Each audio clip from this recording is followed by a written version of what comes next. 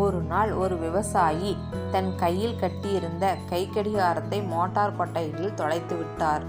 அது அவரது திருமணத்தின் போது மனைவி அவருக்கு ஆசையாய் பரிசளித்த கைக்கடிகாரம். அவர் அந்த இடத்தை சுற்றி தேடி பார்த்து விட்டார். அவருக்கு அந்த கைக்கடிகாரம் கிடைக்கவில்லை. நிலத்தில் சிறுவர்கள் விளையாடி கொண்டு இருந்தனர். அவர்களை அழைத்து, என் கைக்கடிகாரம் தொலைந்து விட்டது, அதை கண்டுபிடித்து கொடுப்பவர்களுக்கு நல்ல பரிசு ஒன்று கொடுப்பேன் என்றார். அவர்களும் ஆர்வமுடன் மோட்டார் கொட்டைக்குள் சென்று தேட ஆரம்பித்தனர். சிறிது நேரத்தில் அவர்கள் வெளியே வந்து, எங்களால் கண்டுபிடிக்க முடியவில்லை என்று சொல்லிவிட்டு கிளம்பிவிட்டனர். ஒரு சிறுவன் மட்டும் மீண்டும் வந்து, எனக்கு இன்னொரு வாய்ப்பு கொடுங்கள், நான் தேடி தருகிறேன் என்றான். விவசாயியும், சரி, நீ போய் தேடிப்பார் என்றார். மோட்டார் கொட்டைக்குள் சென்ற சிறுவன் சிறிது நேரத்தில் கைக்கடிகாரத்துடன் வெளியே வந்தான்.